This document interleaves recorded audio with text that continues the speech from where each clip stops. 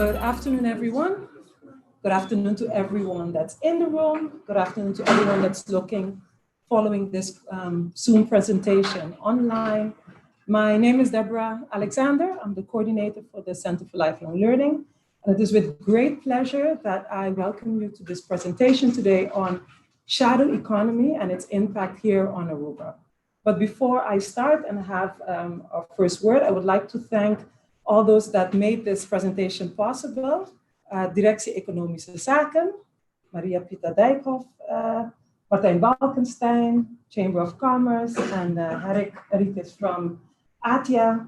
Together with the university, we are happy to present this based on a report and research that was done. But I think this is also important, as I said, a research is very important for Aruba, and for that reason, we have our Minister of Economic Affairs and Sustainable Development, Mr. Geoffrey Wever, here to say a few words.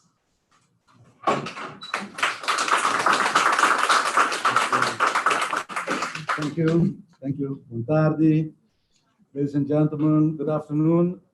I'm very pleased to be here with you this afternoon for this interesting lecture about Aruba's informal economy. I want to thank the University of Aruba, Chamber of Commerce, Department of Economic Affairs, Maria Pita, for organizing this interesting event. And I especially want to thank the two experts present this afternoon who have conducted a very important research on the informal economy of Aruba, Jason Lejouet, Policy Advisor of the Section Economic Policy and Research of the Department of Economic Affairs, and our speaker of today, Professor Dr. Friedrich Schneider, a world-renowned expert on the informal economy.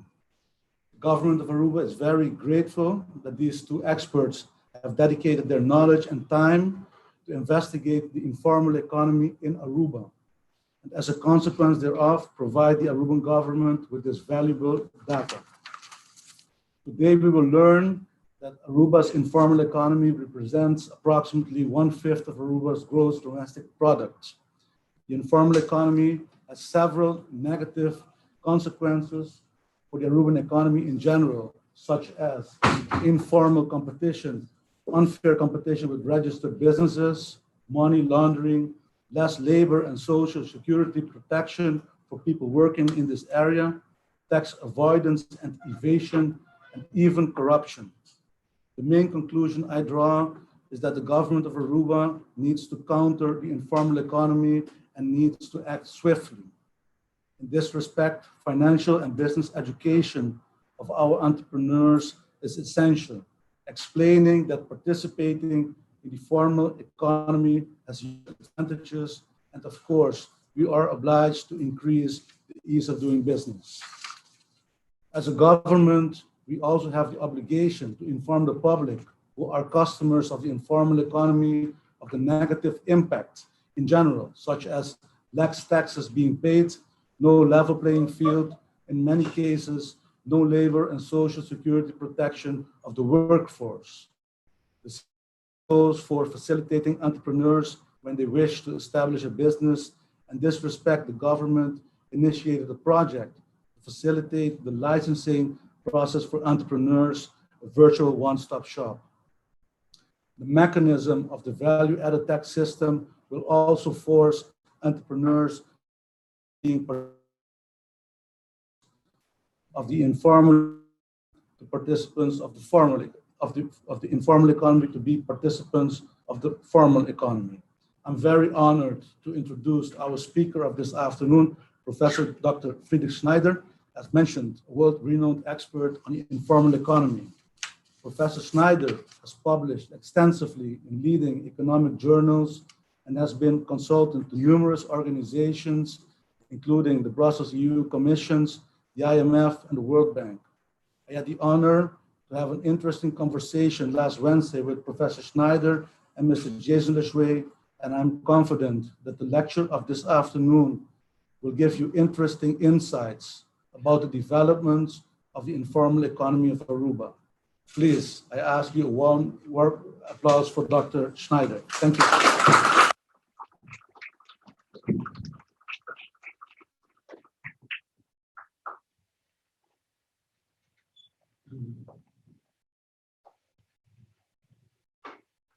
It's a great honor for me to speak to you.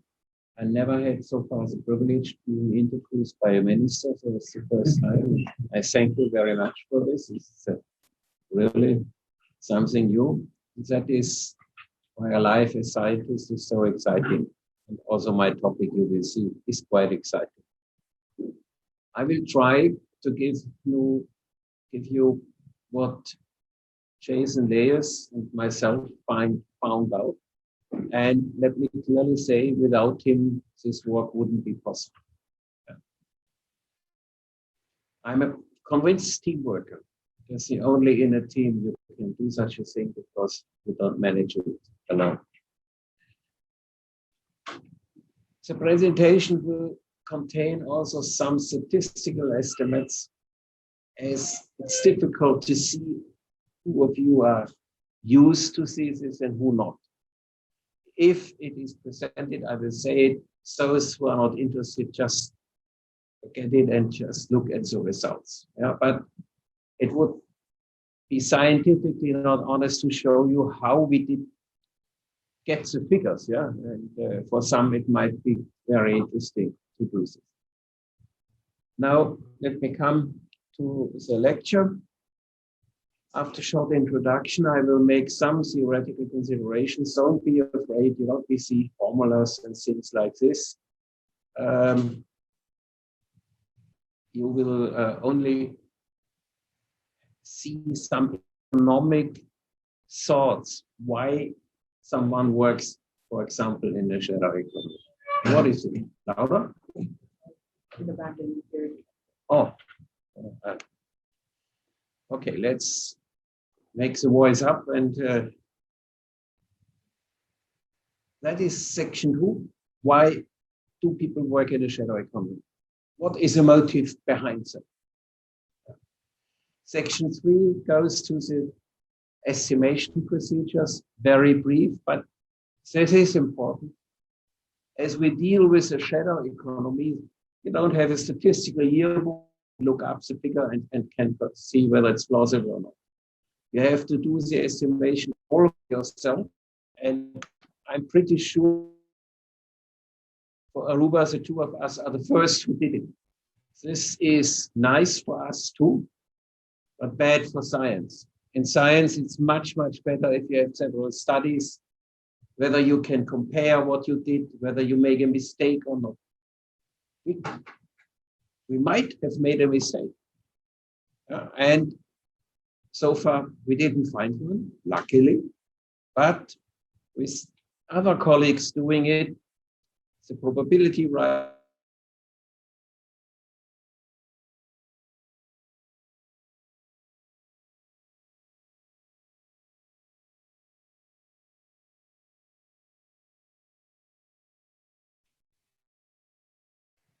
As the minister said already, tax evasion, shadow economy are important issues which are discussed, and this is really unique all over the world.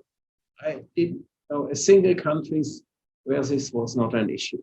Yeah, all countries have a government, larger, smaller, democratic, non-democratic, but a shadow economy you have in dictatorships as well as in democracies, in large, small, highly developed and developing countries.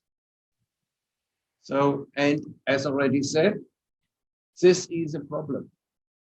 Why it's a problem? Because you have two economies and two people, entrepreneurs. So one group is paying all the taxes, following the regulations, and having a much harder life than those who do not do this, can offer their product cheaper and in a quite often more flexible way. So one has to do here something and to see how this can be done. I will tackle this extensively in my last part of the lecture, because it is very important. As he said already, one has to do something. And one remark here, don't be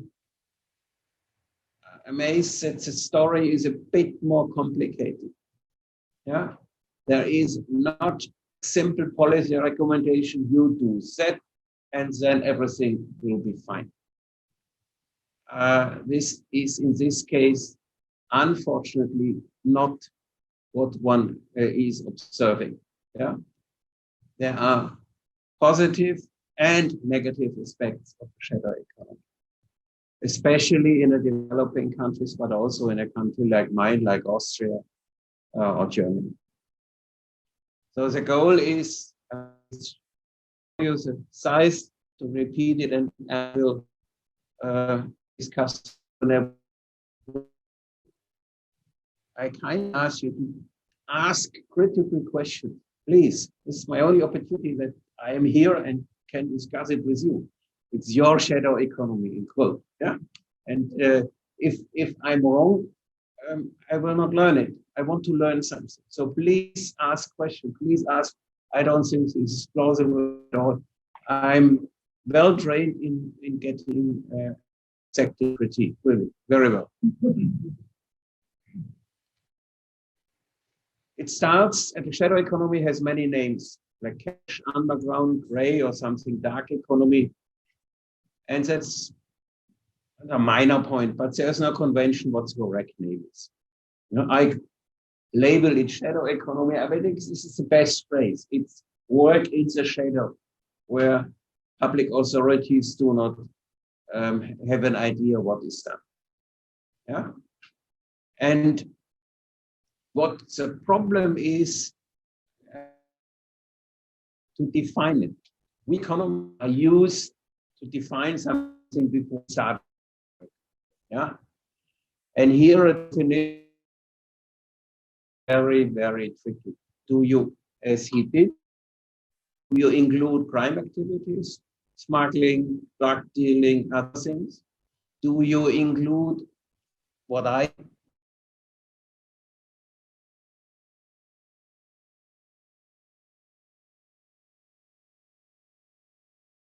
in the shadow of the state? If a car is repaired in a shadow economy, it's exactly the same activity. Let's say the clutch has to be replaced. It's exactly the same activity. Cheaper, quite often quicker. No taxes paid, minimum wage might be paid. Yeah, but it's the same value-added activity. And if it is not done, those who want to use a car has the damage. Yeah, that's it's not so easy to give correct. Recommendation quite often is that you the laws, and if people should follow the law, even in such countries like in Europe, like Denmark, Sweden, or Switzerland, where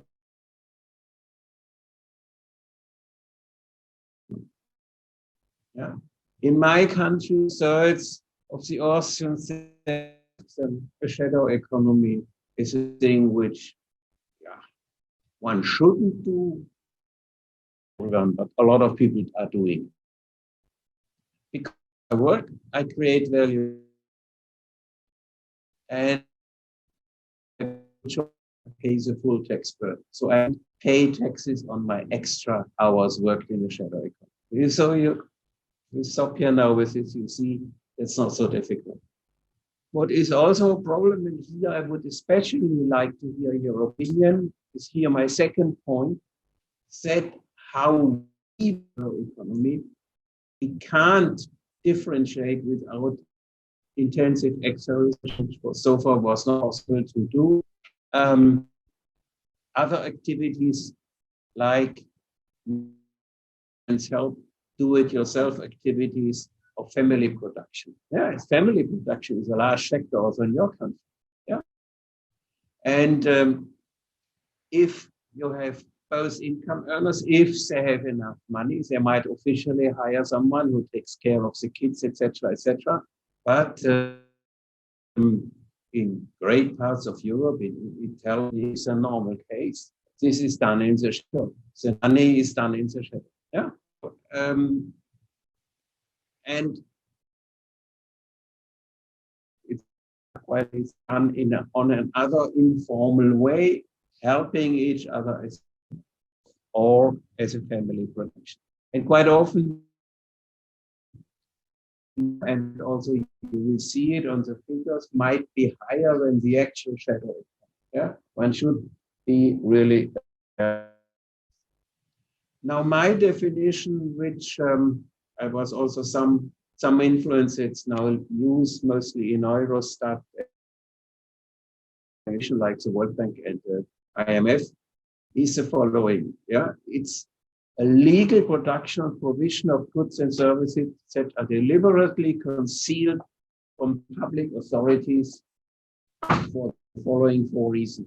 They are obvious, yeah, to avoid all payment of all types of taxes, social security contributions, to avoid to meet certain legal standards, such as minimum wages, maximum working hours, etc., to avoid complying with certain statistical administrative procedures.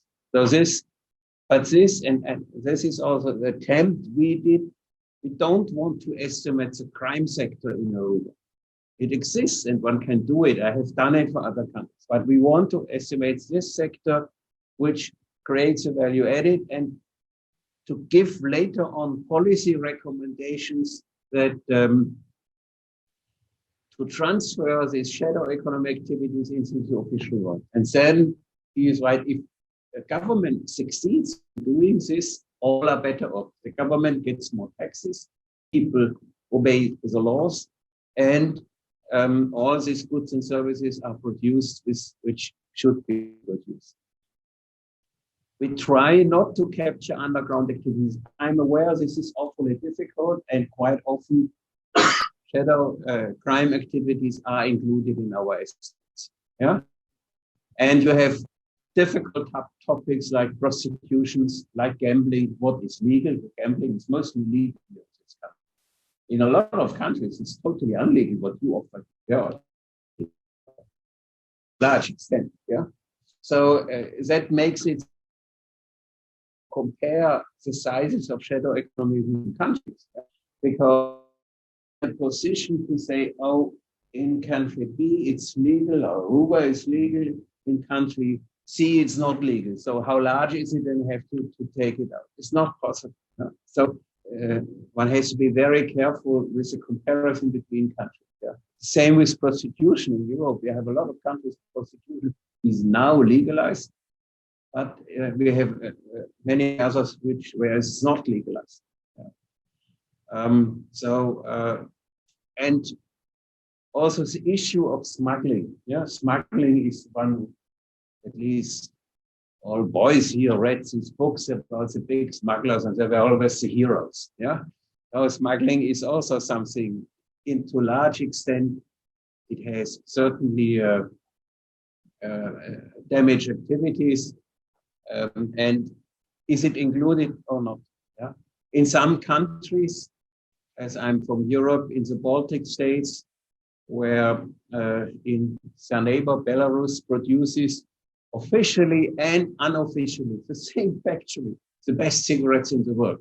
So most cigarettes you smoke come from Belarus. Yeah, and of course, to make an extra good business, they also produce it under the table, and then it's smuggled through the Baltic countries. Their smuggle is the biggest issue. I did such a study for Lithuania and Estonia.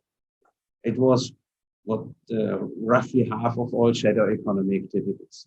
Yeah, and then it's sold to Sweden. If you sell it to Sweden, it's more profitable than every drug. Much more profitable. A factor 10 to 1. Yeah, because the taxes are so high in Sweden on alcohol. The same with vodka. On alcohol is the same on cigarettes. So, and I said already, informal household activities are do-it-yourself activities, shouldn't be captured, but they are quite often. With tax evasion, I skip this. Now, why do people work in a shadow economy? It seems to be obvious to you, but at least let me mention it. And the sign in bracket means the direction. The higher a tax burden, always, as we economists, I apologize to it, ceteris paribus, keeping everything else constant. Yeah. I know a lot of people don't like this, but that's the way how we do research. So if taxes rises, then shadow economy activities will increase. Yeah. If the regulation rises, shadow economy activities will increase. If the state does a bad job, shadow economy activity will increase. What do I mean with this? Because let me explain it. In principle, every taxpayer, and you all pay taxes, I assume you make a contract with the state. You pay taxes, the state gets your money, and you expect good schools, roads, other things. If you have the feelings the state is cheating you because he takes all the money and doesn't provide good schools and other things, then you say yourself, why should I be honest and pay all taxes if I get a lousy package on services back? Yeah, and that is, there's a whole research on captures with the phrase tax morale. Yeah, so, and this is a very important issue. Yeah, if people have a high tax morale, a tax increase can have a positive effect because they think, okay, we need better universities, better schools, so they need more money. I agree that I pay more money.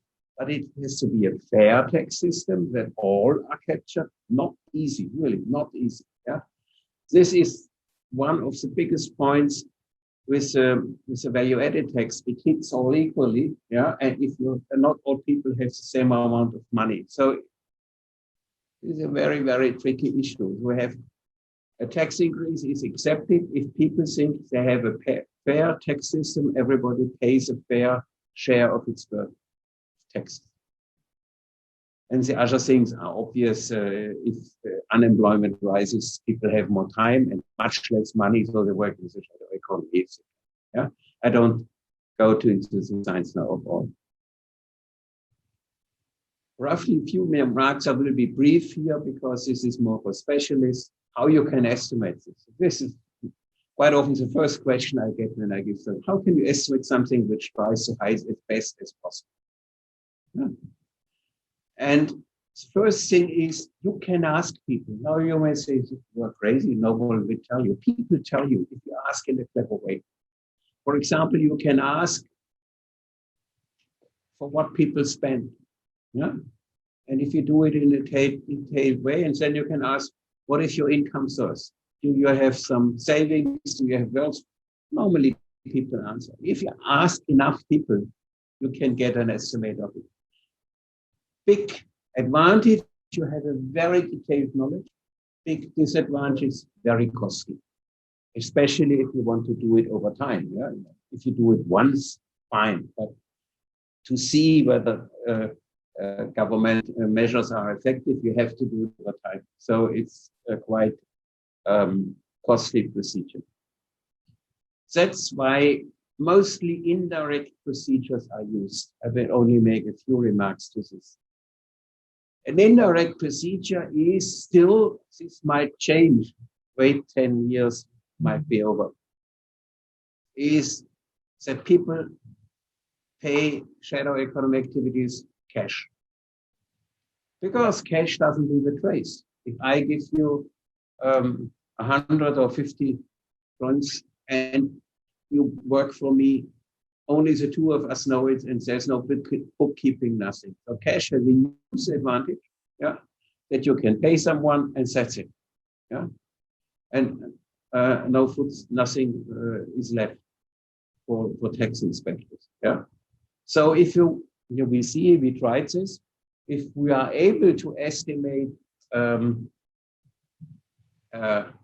currency demand, how that people hold cash, the conventional factors and the factors which you just saw, which are responsible for the shadow economy. And if you can isolate those factors, you are able to get a time series of the size and development of the shadow economy. Exactly that we did. We also use a second method, which I will only describe very, very briefly. This is one of the latest statistical procedures. that you have, and the idea is again very, very simple. If you succeed in identifying the causes why people work in a shadow economy, and if you are able to link it to indicators where shadow economy activities are reflected, like the cash, like the low official employment, etc., you also can get out an estimate. The direct approaches, as I said already, are more and more used and are quite often a good corrective. So if one would like to know in a very detailed way who is working in your country in a shadow economy, to what extent, what is the incentive that especially people work in the second shadow economy, you have to do it. Yeah. But as I said, it's costly. Now here, again, only to show you the idea from the currency demand approach, which was invented by Vito Tanzi, an economist working at the IMF and at the World Bank. And here he had the idea, and the formula, the simple idea is cash here modeled as a ratio. The ratio has a big advantage that you can later on compare it with all countries. Cash in percent of something is comparable. Yeah.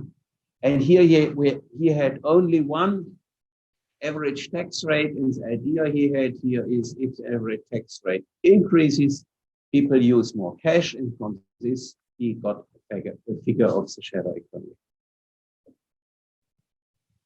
So I do this with intention that you don't see, okay, this is easy and we do it. No, one should always know the critique.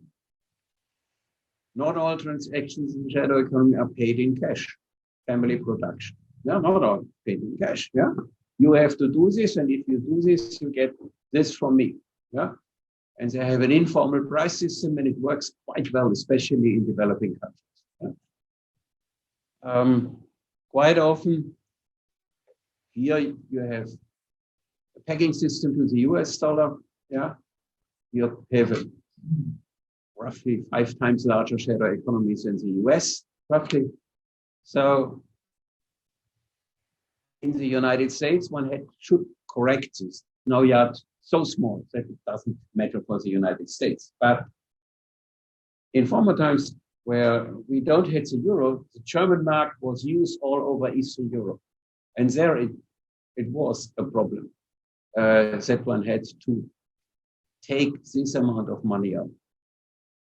And the other one, let's forget from and say are more technical. Last, the mimic approach. I will only show you here the figure. Again, as I said, a simple idea. You have causes, share of direct taxation, unemployment, and you have indicators. As I said, also change of local currency, working time. And this is a big issue in Europe, maybe not here. There's always a demand to reduce official working time. We started roughly with 50 hours, now down to 39, 40 hours. There's a strong movement now to go down to 35 hours. This is fine, and if you are in your economy are rich enough and your productivity is high enough, you can do it. But there is always a but, and the nice effect, people have simply more time. And there are very good studies in Europe, people want to work. So if they officially work 35 hours, at least half work more because they like to work. May sound strange to you, but it is so. Yeah. So hence they can do other things. Hence they have more time by definition because official working time is 35 hours. Yeah. They work in the shadow economy. Yeah. So that's the justification for one indicator. Now here you see estimation models for the big study I did for the IMF, and this was why I where I met Jason for the first time. He was at this conference, and he approached me and said, is it not possible to do something for Aruba? And that's why I'm standing here after 3 years. So we worked for 2 years or more than 2 years electronically, and it worked. At least you see some results. Now here you see regression results. The stars means whether this coefficient is statistically significant. So it has a statistically significant influence. It's not random. And you see, for example, the unemployment rate has a positive sign. So the higher the unemployment, the higher is the shadow economy. All other things you might forget. And if you have special questions, I'm here the whole evening. You can ask me. Yeah. Now, what comes out if one does such an exercise? This was my biggest shadow economy project of over 150 countries. And I really, you may think, oh, it doesn't matter whether it's 100 or 150, it does. To only get a consistent variable indirect taxation in % of GDP took us over half a year. One man full-time working. Why? In some countries, customs are included, other not. In some countries, the fees, if we get the parking ticket, are included, in others not. Yeah. So to have, and if I don't have a consistent measure in this simple thing, indirect taxation in % of GDP, yeah, then the results are even much less comparable. So it was a hell of a lot of work, and without a very, very strong support from the IMF, we would never be able to do it. So what do you see here? I think this is some quite interesting pictures that over the period here from 1999 to 2017, you had in all regions, all over the world. This is the IMF and World Bank classifications. I'm not so happy with it, but this is now used, standardized, so we use it here too. You see quite a strong decline in most countries, and you see different levels. Yeah? Now, as I said, with the comparison, one has to be careful, but the movements are consistent. So the movements, I think, are okay. Yeah, and you see it went down from 42 to 35% for sub-Saharan Africa. Let's the second column it includes also you see also it went down here. These are averages over the countries, unweighted averages over the countries. And you see the OECD, a much smaller shadow economy, but also the main factor why it went down was strong official growth. That was main factor. Yeah. The second one was unemployment. Third one was a better service of government, better infrastructure, and also. So over this period, something happened and brought down the shadow economy. As coming to your country, which may interest you the most, here we have now our currency demand equation. What were our independent variables? Private consumption, simple idea. You have the control for how much you spend in private consumption. Mostly this is legal. Yeah? You don't smuggle a TV into Aruba. You buy it here if you want to have a warranty. So it must be, yeah. We have the unemployment rate. You see here the correct sign. Positive, the higher unemployment, the higher is the shadow economy here. The proportion of public employment in total employment as a factor how good the government is able to control and the economy and to find those who are evader taxes. This is a very crude measure, I'm aware, very good. One can heavily criticize it, but we had not other thing. No. Then direct tax revenue, so tax coefficient, we had direct tax revenue, total tax revenue, And one could see here that also it has a positive sign. And we also include, because it's very specific, tourism. This I don't have to tell you how important tourism is. Yeah? For me, this was a new thing. Yeah, because it's the only country I know where tourism is the most dependent factor. Yeah. So we had the annual growth rate of tourism sales overnight was this. Yeah. Yeah. And but also the tricky thing was that you see it's not so easy to do such a research.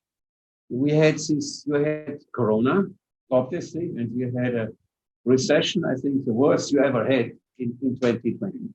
Yeah. In 2019, you had a boom here. So it had economic and then went up like this. You will see it in a minute in the figure. Yeah. This is econometrically, statistically quite tricky to model. It's not a straightforward thing that you have to do this and full stop and you have it. Yeah. Could be a lecture of its own. Yeah. That is why you see here also different variables. I don't have the time to go into details. It might also only be interesting for people who work in this field. Now here you see one result. I had the idea to compare it with Trinidad and Tobago. You can tell, is this plausible? Maybe not. I simply had the idea, and I can to tell you the truth. Why? I know a bit Trinidad and Tobago. Yeah, I know that Trinidad has much more industry. The GDP is different. Tobago is very similar to you.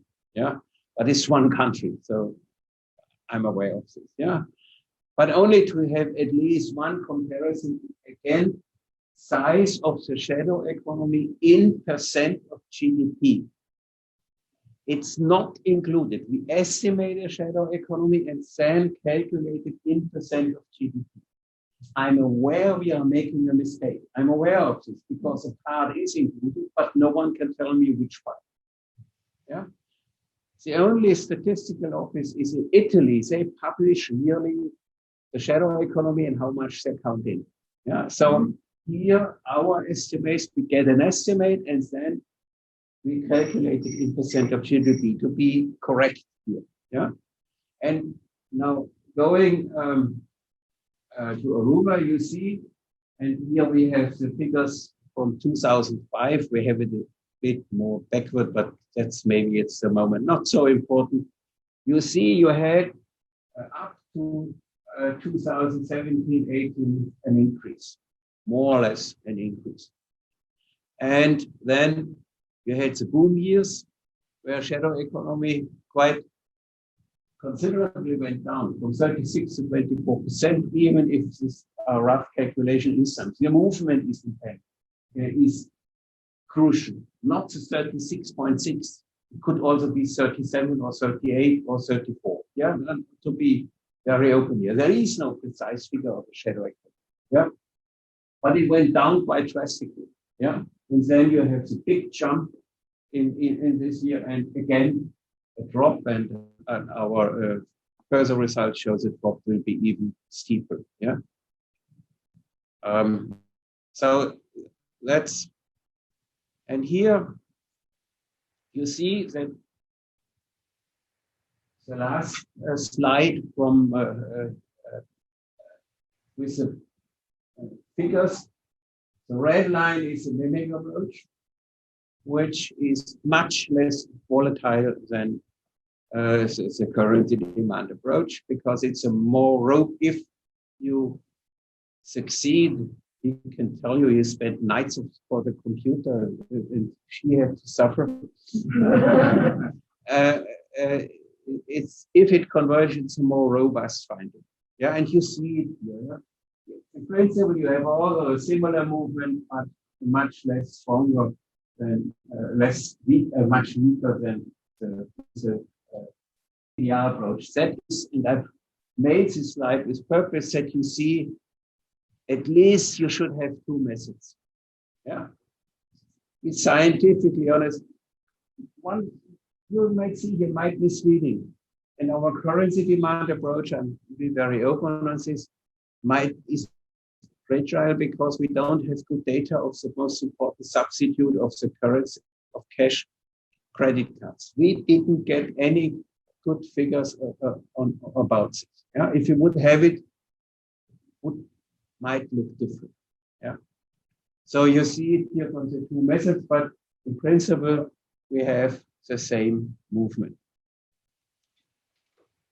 A comparison with Aruba and selected Caribbean and Middle and South American countries, to be correct, because Guyana is South America. All estimated with the same procedure, with the same data. You see Aruba here is red. You see, you are not so bad. Huh? You are not so bad. Yeah.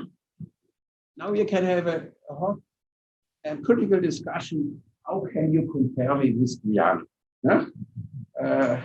It's really something. How can you compare me with the Dominican Republic or with Jamaica?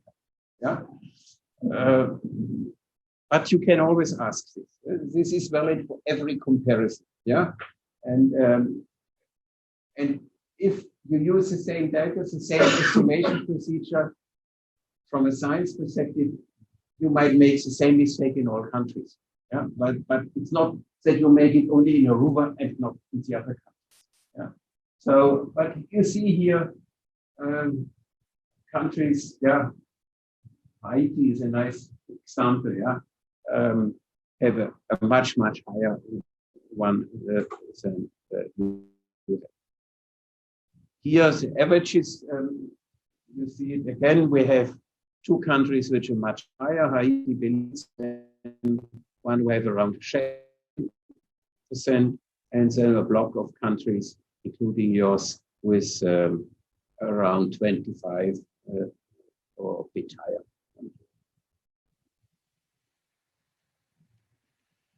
What we will do, but so far, this is brand new research. Since last week was it finished? Yeah, so that you don't see this old. Yeah, I would really like to do the same for your countries, because this is for him would be a crucial result. What is responsible for what to what extent? Yeah, how much is the taxes? Maybe also split up in direct and indirect taxation, especially if you have now a big reform in discussion, introducing a VAT system. How much is unemployment, self-employment? Agricultural sector is for Aruba not important, but for a lot of other countries here in the East. And how much does growth? Yeah. This will come. Yeah, we will do this. You have to standard. It's not such a big exercise. You have to standardize coefficient to 100, and then you can calculate the relative rates. That's one thing that you see. Corona didn't only affect your countries, but to a much larger extent. Here some examples for Europe. Yeah, you see much smaller figures of the shadow economy, but not in Croatia, but in Europe. As European countries had not this single dependence on tourism, yeah, the effect was never so strong. The thing here is tourism, because there were no tourists in 2020. Yeah, I don't to tell you this. Yeah, so that's coming. Yeah, roughly being my time coming to the last, but very important. What to do? What can you learn from all these studies and all these results? Yeah. Of course, the first policy goal is to reduce it, obviously. Yeah. But one should ask the question: is this a blessing or a curse? Just a reduction. Yeah. If you make the assumption, I don't know whether the figure is true for your country, but I think it's roughly, or even if it's only 40% of all shadow economies complement those of the official sectors. They were not produced in the official sector. Without a shadow economy, the development of the total official shadow economy GDP is always higher than the pure official one. even if you make a solid correction of the shadow economy, wipe out all double counting, wipe out all things, yeah, then maybe only of the figure for your country, let's say 25%, maybe only 8 to 10% will remain. The true shadow economy, which would not be produced in the official sector. Yeah. Additional 10 or 12% is something. It's not nothing. Yeah, is something. Yeah. So this is the posting. So the challenging question is, how can we transfer these shadow economy activities into the official one, that it is also produced that we have the same total GDP. And that, as said, it here will only increase if policymakers succeed in transferring shadow economic activity into the official one. And they have to choose these policies which reduce the shadow, make it less attractive to do it in the shadow. This can be punishment, but it's not the only way of doing it, to be very clear on this. Here you see, and I think it's a quite important table. Is that what I meant in the beginning, that shadow economy is not so simple, straightforward. You have one line, if you do this, it goes down, falls. Yeah. Shadow economy, of course, and he was said, is totally right. You have less taxes available. Obviously, you have, and this is a big problem for every government all over the world. But also, if people being engaged in shadow economy activities which would not be produced or are not produced in the official sector, they don't put this money under their pillow in the sleeping room. They spend it. Yeah. And if they spend it, at least a part of the tax loss comes in. Yeah. I'm saying a part, not all. A part comes in with, especially with the value added tax. So this is maybe the fact, if you have a value added tax, the most visible and tax and the simple tax, a part of these losses will come in. Yeah. From an allocation standpoint, what is always brought forward, I start with the red arrows are always the disadvantages and the green one are the advantages. I start with the disadvantages. Yeah. Those who work in the shadow economy have a cost advantage. Obviously, there's no explanation. Yeah. And so this and those who produce officially have a disadvantage. And in this competition situation, it can also lead to a situation which is equally important, that people say, a neighbor is producing in the shadow, why should I pay taxes? So far he gets away with it. Why should I be honest? Why should I be honest if he is not honest? So the tax morale and attitude one should pay taxes might go down. And there is good research in Europe on this. I don't have the time to go into this, which is also very decisive factors. On the other side, firms are more flexible, especially small entrepreneurs, and can react more quicker to changes, and in some aspect are quite creative. People are always extremely creative in changing the state. It's also interesting research done. It is a machine to create additional incentives, how to do this. Yeah. So that you see what that's my remark story is not so easy. Unemployment, coming to the end.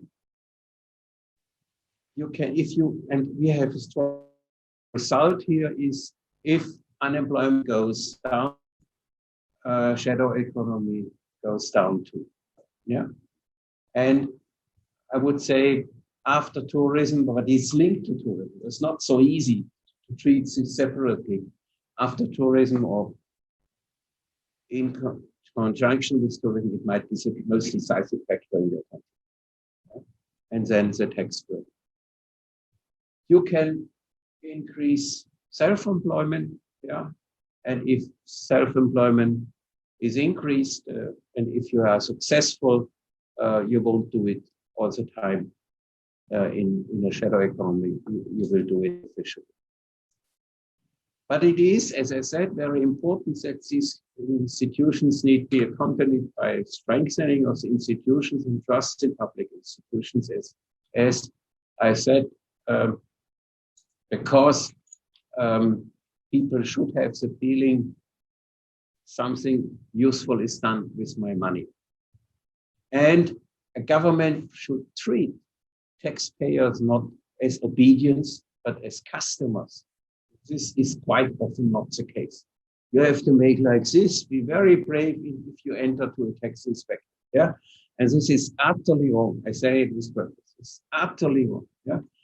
Because they live from your money. First, one should always say this. Yeah.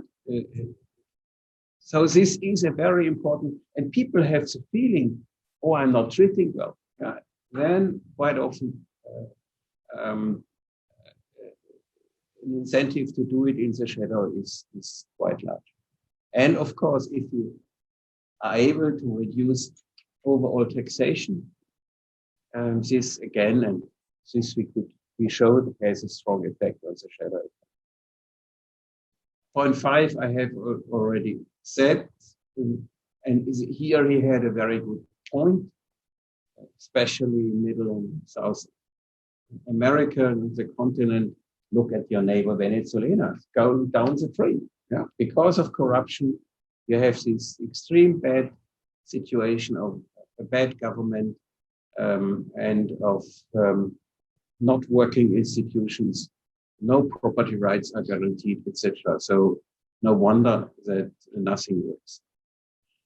Also, a careful inspection. Do we need so much regulation? We Europeans are perfect. Not a good example of this. We regulate everything. Yeah, an electrician is not able to include a piece of wood or somewhere, and vice versa. So deregulate might be also a quite important issue. Now, the latest issue here is cash.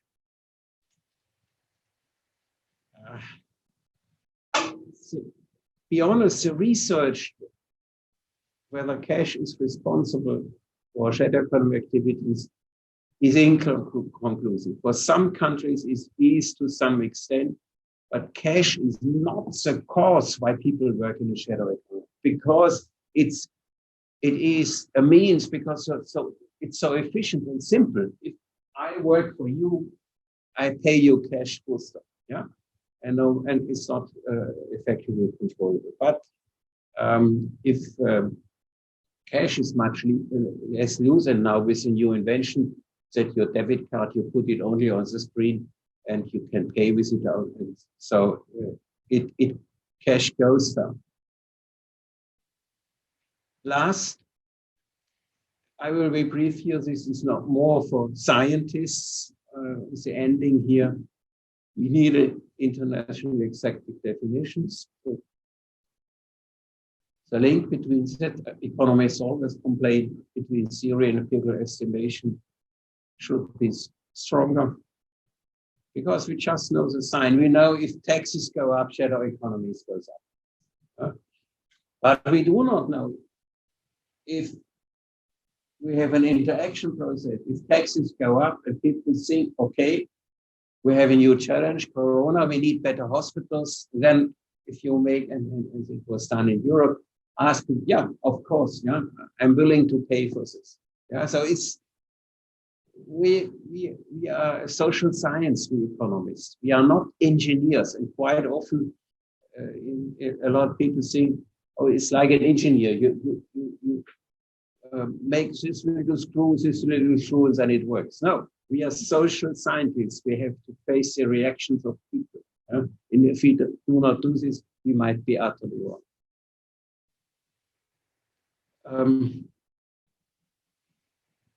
We have a better knowledge. That's obvious. We have figures now which you can debate and criticize, and you can, as I said in my beginning remark, I face severe criticism. And last a funny story. It's always with the IMF, we publish this. Those countries which had a high shadow economy or increased one, the figures were all totally wrong. Totally wrong. I got mails, this can't be, and this increase is totally wrong. The same countries the next year where the shadow economy was shrinking. I can show you the mail. I got the same mail. Oh, this is the best and precise figure I have ever seen. Yeah? So it was really, so that is also difficulties if you do research. It's highly politicized figure, you can imagine. Yeah, it's a highly one, especially the movement, and it is a policy reaction to a movement. Yeah, so that's one should be aware of this, and that is why I always say there is no precise figures, but the movement is. I have more confidence in the movement, not whether it's 25 or 23 or 27. And I think incentive-oriented policy is the most efficient to reduce the size of the shadow economy. That one can show almost all over the world. So I'm sorry I've spoken a bit longer, but it's a difficult and challenging topic. I'm looking forward to a lively discussion. Thank you very much that you have listened so patient so long.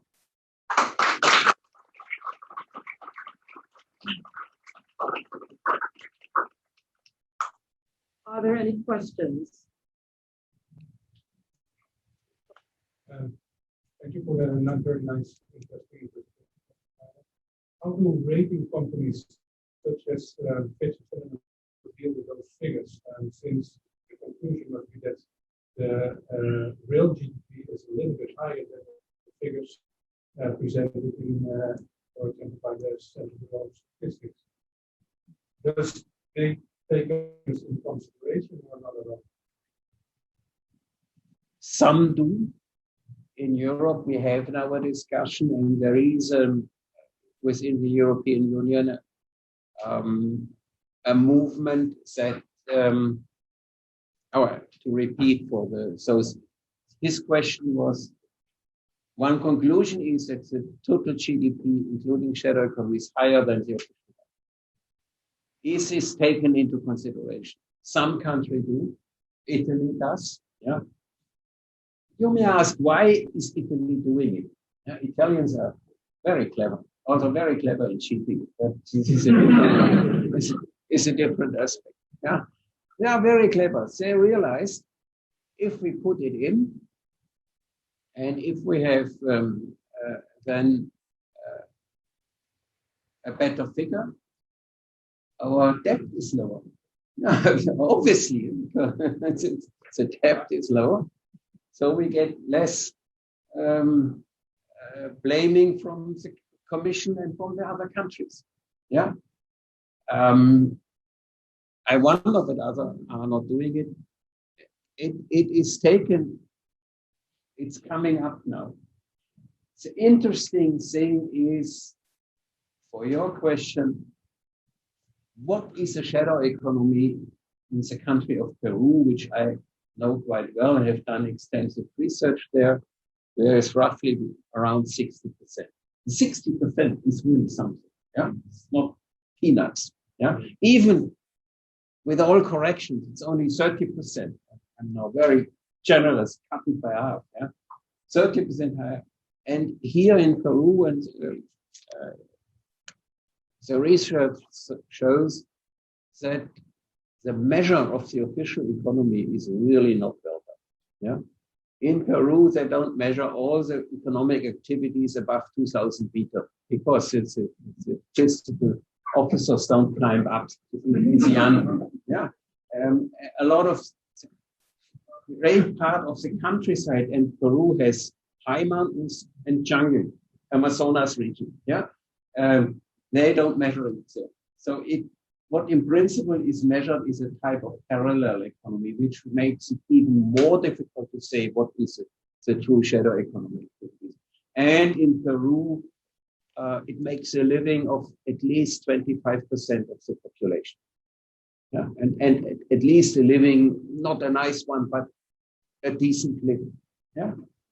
So I think this type of research is not why I'm doing it, is quite important because it might help you to get a better picture. Yeah.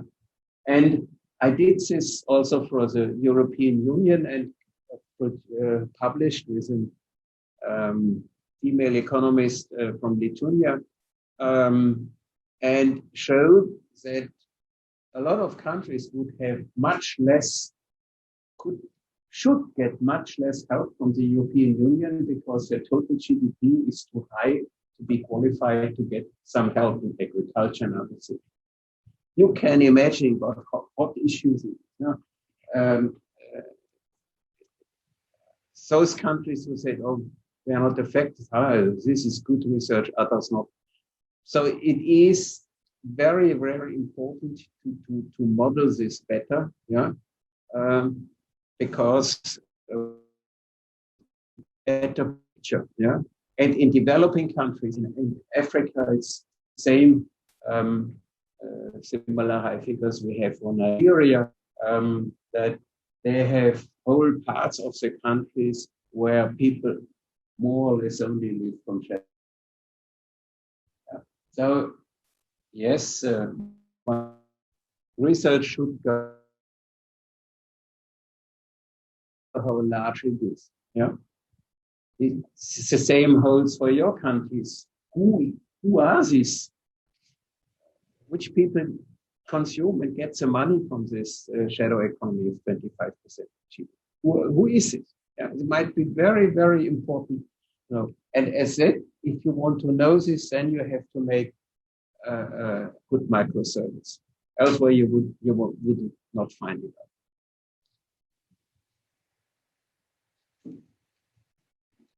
out. Two more questions? Yeah. Please. Ladies first.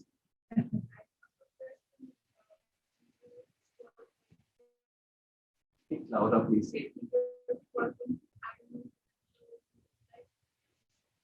Figure 4.2 in your presentation. Remember which page? 19, slide number 9. Right. Yeah.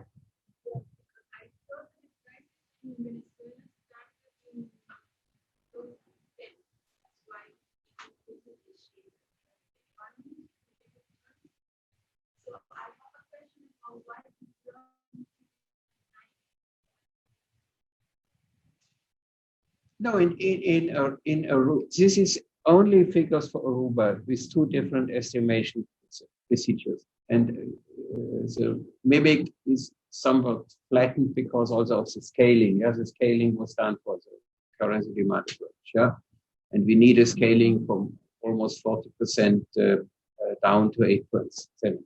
So the big drop was that was also my first question I asked Jason. Was a booming economy in 2018, 2019 in your country. Yeah, you had the biggest number of tourists. Yeah, you had a booming economy. So what? And now I said, this is why your question is so good. We are social scientists. Now, if you make a lot of money officially, why should you work in a shadow economy, which is much less decent, etc., etc.? Yeah, because you earn enough, then you say, no, I don't need this anymore. Yeah, and you see it in the figure. Yeah, it goes down, and then you have this. This is one could say not wonderful for you, not, but for a scientist, a wonderful field experience. And then you had this crash of Corona. All of a sudden, no ship. Nothing, no airplane. Yeah, the airplanes are more important than the ships. The ships are bigger, one sees them. But it's the sign is No one is coming. Now, all the financial plans of these people having very good salaries, earnings the last 2 years, all of a sudden, nothing. But really nothing, zero. Yeah, it was the same in Europe. My oldest daughter, who is a self-entrepreneur, and her husband had zero earnings for at least a year. Yeah, they got some government help, but this and this is this jump. Yeah? Now tourism is back. Yeah, tourism is back, and when we have data for 22, etc., or we use already projections, but I don't want to make here only projections of the data. It will go down further, I'm sure. I had a question. Is it a strict or strict advice to eliminate all direct taxes, the income taxes, you call loan belasting, you go to zero, and then we don't have the big burden of the compliance issue and all the policies you will implement, and making the whole compliance system more bigger and reduced, and shift everything to the added value tax. So even though you work in the shadow economy or whatever economy, you pay your taxes. That the tax department would focus only on the businesses, Social Security and that sort of stuff. But then each individual will have more money in salary income, and you have more spending power. So again, a very good discussion, because we have a very, very lively discussion in Europe that everyone discuss it with your friends and neighbors. You will have a hot evening, I tell you. The idea is everyone gets a basic income. Yeah, everyone gets a basic income and no other government transfers like child allowance, etc. Everyone gets a basic income. Every adult here in Aruba gets it, every child. Abolish all direct taxation, what is your question, and have a much, much higher value-added tax. Now, you are here in a lucky position because you are on an island. People won't, maybe, but to be honest, then you would need at least a value-added tax of 50 or 60%. Something, yeah? The price increase would not be 50, 60% because you abolished for all other taxes. So it's a different calculation, but you would have a high value-added tax. But still, with such a high value-added tax, people will not ride a boat and go to Venezuela shopping. Maybe if Venezuela would be a normal country, I don't know whether then this would not be organized and people would go shopping there. Yeah? But still, being an island, you can control this much easier. In Europe, with open borders, there is no border in Austria and Germany. Yeah?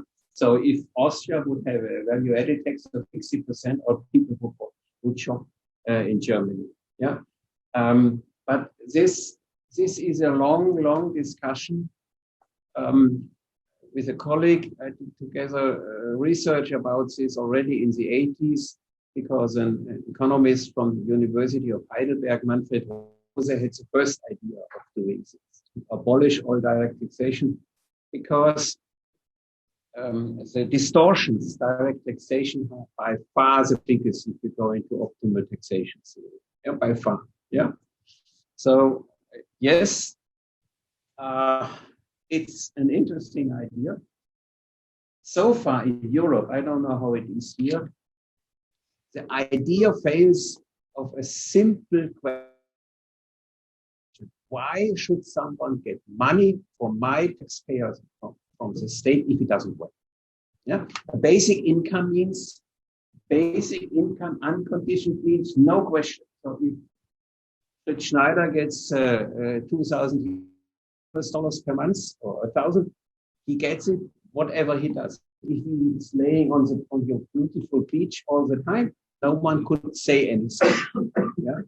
And at least in Europe, there is also from a lot of poor people who benefit from this, a stiff resistance saying, I don't accept this, that everyone gets it, and then we'll have, which is an overstatement, we did research on this, a third lazy people in our population, because we think $1,000 is enough for me. My wife gets $1,000 with 2 kids. We have $3,000. Wonderful. Why should we?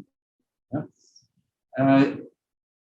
Again, in social science, this is not so easy. Research shows that at most, only between 8 and 10% would react to this. Other would invest, would say, okay, I have now the money for my own better education, etc. So again, that is what one has to make careful research. That's one thing I forgot to say, because we import almost everything. So we're an island, we can control the waters. Yeah, you are in a privilege. No production. You should suggest it to your finance minister. Let's see whether you survive it politically. Thank you. Thank you, Dr. Schneider, for that interesting presentation.